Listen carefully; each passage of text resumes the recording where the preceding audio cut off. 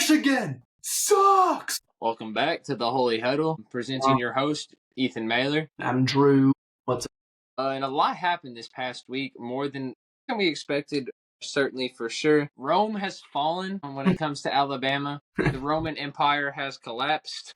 Arch Manning, is he overrated? Or is Ohio State's defense really that insanely good? Is LSU the truth?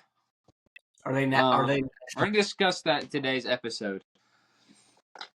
And I really want to highlight the first game that we really sort of predicted that last week. I think Carson Beck deserves his flowers after playing that good of a game. He limited his turnovers, like you said. I really didn't think Miami would pull it out. I saw this ridiculous one-handed catch in the end zone for a touchdown. Dude, that was insane. That was just probably the craziest catch I've seen. Maybe an early catch of the year candidate so far. Maybe you can put that in 36 yards, 12 for 19 total.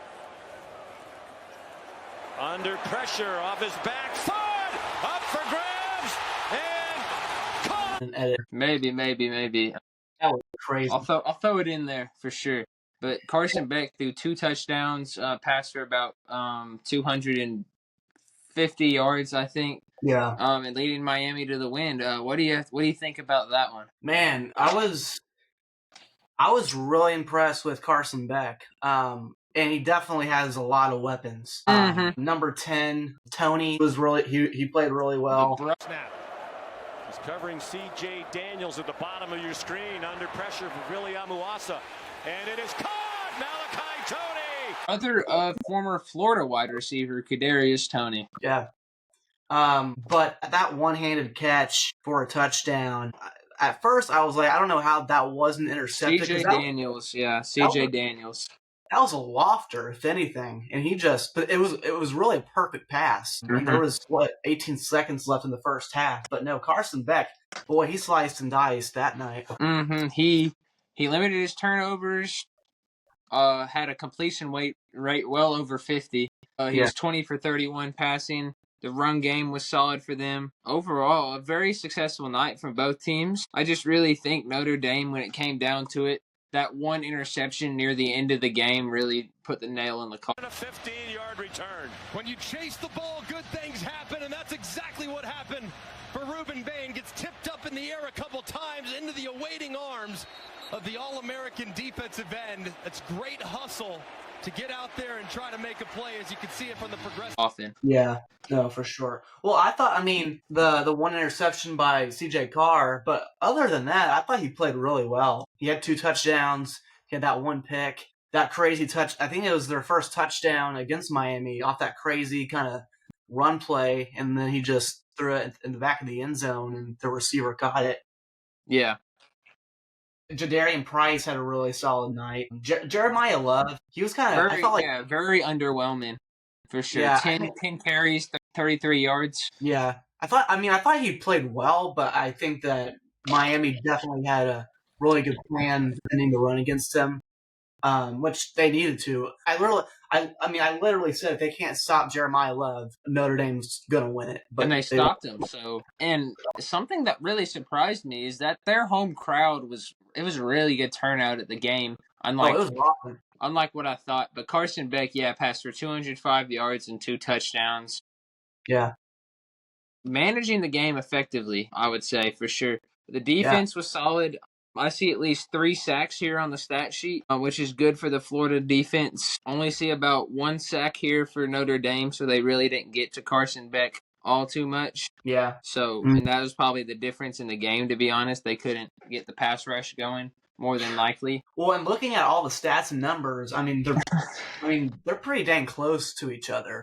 Yeah, there was not a whole lot of differences in the stat sheet, but you win the turnover battle, you win the game. And Miami got their turnover. Yeah. They got their turnovers. And just some stats for both teams. So 3 yards of offense. Notre Dame had 314 compared to Miami's 324. Not a huge difference. Passing yards. Notre Dame actually had more. They had 221 compared to 205 for Miami, which actually kind of surprises me a little bit because Miami passed the ball a whole lot. Notre Dame had 93 rushing yards. Miami had 119 rushing yards, so Notre Dame 93, and Miami 119. And then Notre Dame averaged around 5.4 yards a play, and Miami averaged around 4.7 yards a play. I mean, stats are pretty close to each other. But like we said, the turnover by Notre Dame. Notre Dame, to me, Miami could have really closed the door on him kind of earlier, but I felt like Notre Dame They kept battling. Yeah, they kept their foot on the gas, even though they came up a little bit short. And I even thought when they kicked the field goal, I thought Notre Dame really realistically had plenty of time to go down the field, even though I don't think they had a timeout left. But I thought they could have at least kicked a field goal to tie it. Yeah, but for sure. It didn't happen. I saw a fumble loss too for Notre Dame. They got two turnovers. Florida really got 2 turnovers in the game. They won the turnover battle. And that probably tells the story in that case. Pretty much. And then another game we picked was the Georgia Tech Colorado game. And Colorado looked a lot better than I thought. Yeah. Colorado came out throwing some punches for sure. Yeah, for sure. But overall, the quarterback who slept in the stadium got the last laugh. Even with 3 turnovers in the first 8 minutes of the game. Yeah. One pick for Haynes King. Not really the greatest game passing for him. No. But Caden Salter looked really good. Yeah. No, he did. He really did. Made a bunch of good throws. The Buffaloes had 305 yards of total offense, which, sort of means, just because we don't have Shedeur Sanders doesn't mean we can't play a little bit of football still. Well, and their receivers played really well too for Colorado. Yeah. It was really spread out across the board. 1 reception, 39 yards. 3 receptions, 38 yards. 2 receptions, 20 yards, and that's just a few of their receivers. And honestly, they ran the ball. Caden Salter, 3 yards and a touchdown. Caden Salter played a really decent game, but when it came down to it, they really only scored 2 touchdowns. And Haynes King and crew sort of figured it out with the run game. Right. And they took over. Yeah. No, for sure. Haynes King, 156 yards and 3 touchdowns. Jeez. That's the definition of a pure running quarterback, for sure. Yeah. His talent is being utilized to the best of this coaching staff right here. They're sort of revitalizing his career in college football. He'll definitely be drafted in April when it comes down to it.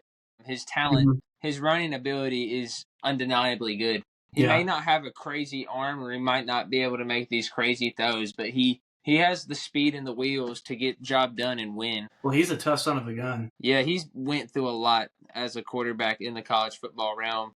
Yeah. But he turned the ball over a lot in this game. 2-3 turnovers, like you said, which means the Colorado defense played a whole lot better than we expected. So that's saying something. But yeah, I think Colorado sticking in this game long as they did really surprised me. Yeah, I think both teams were going to be. I predicted Colorado to have a pretty decent year, but I also think Georgia Tech, they can win the ACC, in my opinion. They have a strong case. If they can keep their guys healthy, and King can keep healthy too. Yeah, I think so too. With Florida State and Clemson in the mix, though, I don't know. And Miami in the mix too. It's not going to be easy. You got to get past those guys. And then Georgia Tech really has the rest of their schedule, I think, in front of them. I think they have a solid shot of really sort of gaining momentum from this close win. Yeah, and for sure. Seeing what they do. I could not agree more. But yeah, that game really sort of, and I want to really look at the debut of Bill Belichick in the UNC TCU game. That did not go too well for the Tar Heels, did it? Man, I tell you what, when I was watching the game on TV, I just saw Bill Belichick walking to the sideline. Dude, it looked like he didn't have a very good pregame meal. Looks so great. He always looks that way though. But he had no enthusiasm or energy whatsoever. Like, he was just dead. Like, so grumpy. But not really much here to write home about. Total domination by the Horned Frogs. I tell you what, TCU is a team to watch out for in the Big 12. Yeah, they are. They're dangerous this year. With returning guys like Bud Clark, Josh Hoover, I think they're going to be very, very solid. I thought Hoover played phenomenal. Outside of that one interception. Well, and TCU, they were physical, especially on offense. They were running the ball. Number 2, transfer from UTSA, he balled out. Mm-hmm. Barnes. The defense was fantastic. I think North Carolina definitely had a scripted drive to begin. TCU just had to get kind of used to their style of play, and then it was over after that. And I think the thing with North Carolina is they're a young team. They're a really young team this year. Well, they had 70 new players on their team, so it's going to take a little bit of time for that to gel. Yeah, I think so, but I don't think there's a whole lot to say. I heard for this game there are a whole lot of NFL scouts in the stands, and those TCU players really got their chance to shine. Well, I saw not only NFL scouts, but I saw Michael Jordan there. I saw a couple of just famous people. There were a lot of celebrities. Unfortunately, just all for nothing. So no, But I think TCU is definitely a team to watch out for sure. Well, and their schedule's not easy at all. They jump right into it, kind of like Baylor does. Yep. And another game, the last game that we really looked at this past week was the Texas and Ohio State game. A very, very defensive battle, but Ohio State comes out 14-7. Yeah, Ohio State's defense, man. Matt Patricia, that was definitely a revamped. I mean, Ohio State's defense was good last year, but I think they might even be better than they were last year. I mean, it's only one game, but which is saying something. Yeah. And then speaking on Arch Manning, the thing about here's my thing about it. Like, I definitely feel like there was this narrative about him that, he's going to be the best of all time. This guy got all the hype any college athlete has ever wanted, right? And then he didn't perform well, and then he doesn't ask for the hype either. He's a very humble guy. No, he didn't ask for it at all. I mean, he was very humble about it. And I also just think there's a reason why I chose Ohio State to win. I felt like, and I kind of said this in the offseason, I felt like Arch was going to kind of hit kind of like a speed bump a little bit. And he clearly did against Ohio State, which is no disrespect to them. I mean, defending national champs, that's not the easiest at home. Yeah, so that was good for them. I didn't expect it to be quite that low scoring, but Ohio State, you got to figure out how to win ugly. And when you win ugly, that's how you know you're a good team. Well, and Julian Sayin played really well. I don't think he turned the ball over at all. He managed the game perfectly, but completed 13 passes for 126 and a touchdown, which is saying a lot, especially in this game. When there wasn't a lot of offense, he did his job. His first career start, just like Arch. And Julian Sayin ultimately came up on top today. Well, I think the issue for Texas in this game, and kind of this was a problem last year for them, they could never finish drives inside the red zone. Clearly, what was it, once or twice? No, that big stop on 4th down, on 4th and goal, they couldn't punch it in for a yard. Those are killers, man. Especially in a game like that. You've got to be able to get those, especially on that 4th and goal situation. Yeah, that was stunning to me. But I think for sure they'll bounce back. Yeah. They got an easy game next week, so yeah. And just for team stats for both teams, so Texas had more offensive yards than Ohio State did, 336 to 203. Obviously passed the ball 170 to 126. They rushed the ball. Wisner and Baxter had a pretty good day. 166 to 77. Manning had a couple of runs. And then 5 yards a play to 3.8 yards. But, yeah, just Texas couldn't finish drives. And obviously Manning had a couple of turnovers in the game that were costly. But Ohio State's a good team. Yeah, and we'll see what's going to happen with Texas going forward. And I think Ohio State, They answered. Yeah, for sure. And let's just go over some other news this week. Alabama fell at Florida State, which we never thought in a million years would have happened. But Castellanos called his shot and hit a home run on it. He backed that sucker up, baby. And I just love good trash talk that's backed up because, you see Kalen DeBoer in the post-game pressure, the pressure a couple of days after, he doesn't know what to say. He's so confused. How are you going to say you have a good week of practice and then go out and lose like that? I don't know. That's almost like a coach's jinx, if you think about it. We had a good week of That's almost a coach's jinx, in my opinion, right? I'll hear this, and more oftentimes not, the team will lose. Maybe saying we had a week of good practice is the new coach's jinx. You never know. But no, I mean, when I was watching some of the highlights from that game, I was stunned. And Alabama started off really good, too. They had a really good drive. Simpson got to his tight end in the corner of the end zone. But, man, that defense for Alabama, holy cow, that was atrocious. Mm-hmm. Just absolutely stunning, in my opinion. Not only that, the speed in which the defense played was like Florida State. They gashed them. Yeah, Was just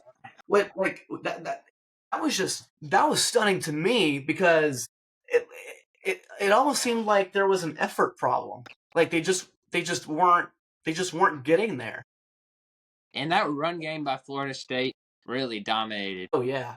And I think they had an end around play. They scored on a touchdown down the sideline. That right there just showed you that Alabama's speed on the edge. I question it. All it took for Alabama to fall was NIL, and they have been a different kind of underwhelming in the NIL era of football, which is interesting. Yeah, which makes you think if Alabama was really doing, they recruited well, but now they can't recruit as well because with the revenue with the revenue sharing and all the money in play, it's just it's kind of hard It's kind of hard for everybody to keep up.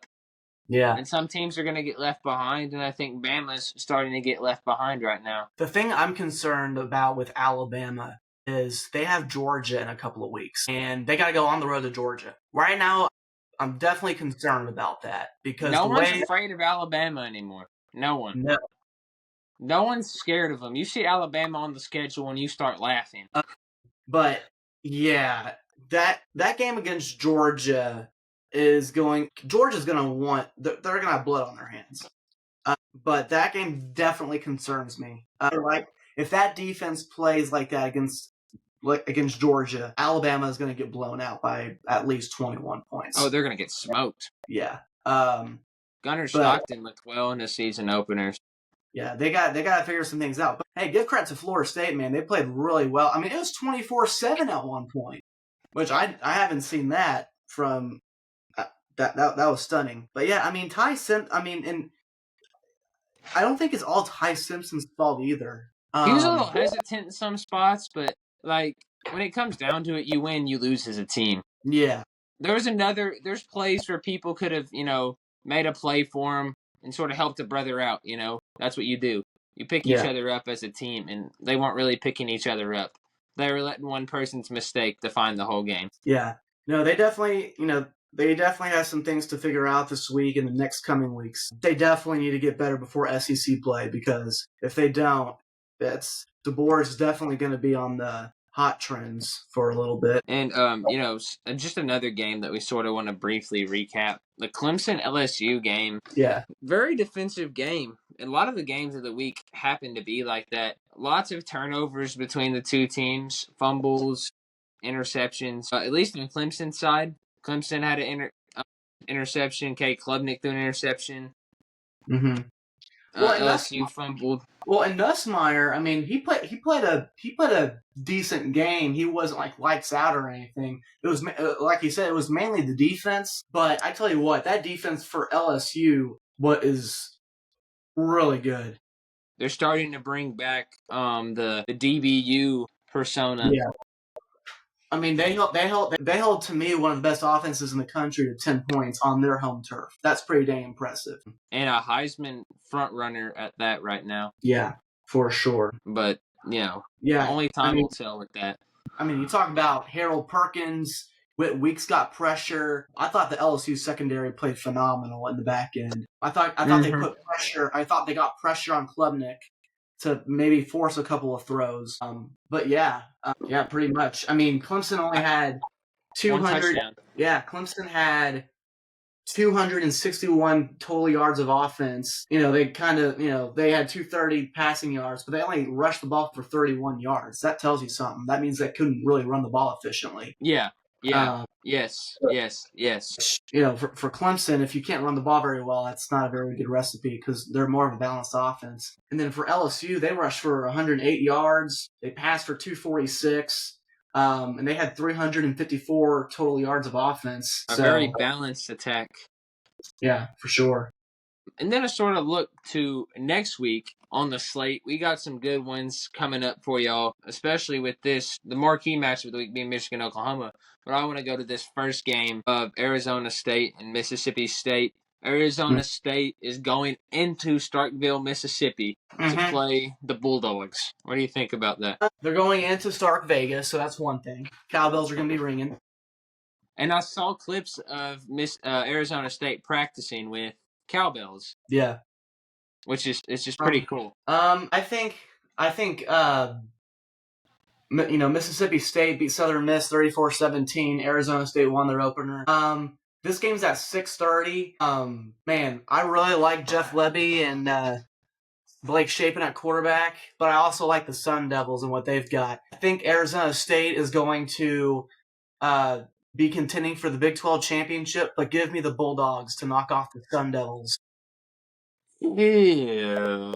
Give me the Bulldogs to win at home. I don't see that, especially with the mediocre quarterback play that Mississippi State had. How are you only going to throw one touchdown against a Southern Miss team that is not very good?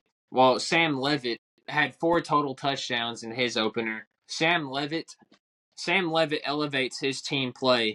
He elevates his team to a whole nother level. He has the receivers. He has the weapons. He's going to get the job done when it matters the most. Give me Sam Leavitt to take down the Mississippi Bulldogs. All right.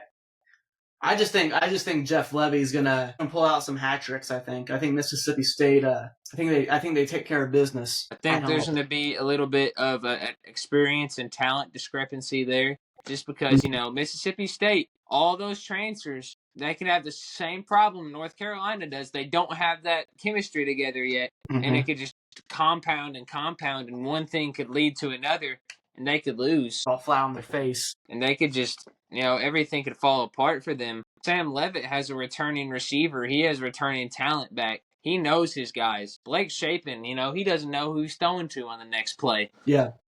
He probably barely knows the guy, but I really love Arizona State in this game. Give me Arizona State by 10 points. By 10 points. All right. Let's see. Next game we got on tap here. How about Baylor against SMU? They're going into Dallas against a really good SMU team who has a really good mobile quarterback, and that's what Baylor really struggled to stop last game in Jackson Arnold. He sort of torched us with his legs, which really scares me with Kevin Jennings being a more mobile quarterback. So it kind of worries me a little bit. But when I think about this game, I really think it comes down to the defense. Baylor's defense played awful. They gave up 45 points. Jackson Arnold had the game of his life. I think he finally found his home in Auburn, Alabama, or maybe Baylor's just bad. I don't know. Sawyer Robinson is a really good quarterback, and he's proved that. He passed for 419 yards against the SEC-level defense and threw for 3 touchdowns. He torched him. If it wasn't for the defense, we probably win that game. Good chance. And the special teams that just screws up. But when I look at this game, I think, if Baylor can run the ball, we can really win the game. And we couldn't really run the ball against the SEC opponent. And I think we're not going to be fighting against these SEC officials the whole game like we were against Auburn. So I really like our shot and our chance to beat SMU. And I got to rock with my Baylor Bears. I can't go against them. You gotta go.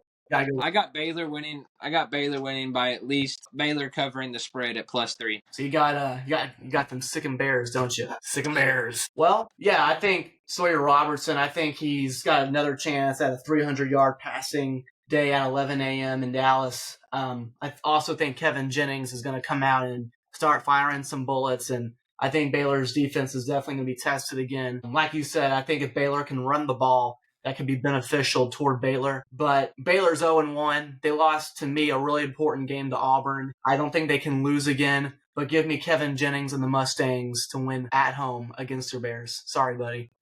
You're always doubt. We're always being doubted, so it's nothing new. You're always the underdog. I love it. I love it. So and then we got what's the next game? And then we got.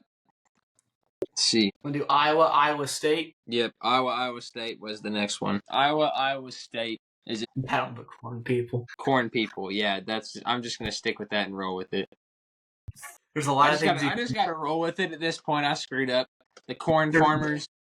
There's a lot of things you can know. Iowa State is gonna be at home. Yeah. And Rocco Beck has looked everything as advertised. And even Iowa's quarterback looked pretty solid. But, Iowa not really being a passing school, they sort of do what they need to do to win. And I think this could be a close game just because it's a rivalry game. Yeah, for sure. I mean, it's always like a 1-point game at the end of the deal. If I'm looking at last year's results, I believe it was a 1-point game. Iowa State barely won by 1 point last year, and it was being played at Iowa's place. So I think Iowa State with the home field advantage, I really like Iowa State here to really win and dominate and show that they're a Big 12 contender as well. I really think Iowa State, they're rolling right now. I think they take care of business. Iowa State by $1 billion. By $1 billion. Yeah, I think I can't, put my foot on whether Iowa is going to try and only score 7 points or maybe their most 14 points. And then Rocco Becht has been playing fantastic the last 2 weeks. They've really opened up the passing game for him. His receivers are making plays. I think the offense is just they're playing really efficient right now. So give me the Cyclones at home. Give me them by 14. All right. And then we have the marquee matchup of the week, Oklahoma versus Michigan. What do you got in that game? Actually, I'm going to let you choose this one first. I'm interested You're going to let me do my little in-depth analysis. So, yeah. When I look at the Michigan Wolverines, they have a true freshman quarterback starting in Norman, Oklahoma against a veteran starter in John Mateer. And Bryce Underwood really didn't blow out New Mexico, but he did solid. He had a solid game. And when I look at this game, it's kind of evenly split 50-40. It's projected to be a really even matchup in this game. But if I'm looking at this game, it's even fans are picking it really even. 53 pick Oklahoma, 47 pick Michigan. I really think Michigan is going to have to run the ball well. Like, that's their trademark. They're going to have to do that well. But against the SEC-level defense and an SEC-level O-line, and against the Brent Venables-led defense, I really like them to stop Justice Hayes in the backfield. I don't know. This is a real big test for the true freshman. I like John Mateer a lot, even though he threw 1 pick last week against the FCS opponent. I really like him a lot. And I'm going to take Oklahoma by 3 points. You're taking the Sooners by 3 points? Yeah, give me the Sooners by 3. All right. This game on paper, you look at both offenses and you say, well, these two teams are probably going to try and put up a dozen points. John Mateer, and then you got Underwood on the other end from Michigan. Freshman phenom, yeah. Yeah, freshman phenom. And then you got the boys and college game day coming to the house. So there's no reason why they're going to be calling Boomer Sooner. And they'll all be also saying Michigan sucks. Well, they're at Oklahoma, so they are going to be saying Boomer Sooner. Exactly. They'll be saying Boomer Sooner. Michigan sucks. And I think Sharon Moore and Underwood come in. They come in number 15, and they get knocked off by the Sooners in their home stadium. Give me the Oklahoma Sooners to beat the Michigan Wolverines in week 2, to handle their business, for Oklahoma to handle their business at home. I really like that. And, that was our episode for the week. So, we'll see y'all later. This should be back to a normal, regularly scheduled programming. I'm having some issues with the software, but I think I figured it out now. We should all be good and ready for the next episode. Sooner! Michigan sucks! Yep, that's how we're ending the episode.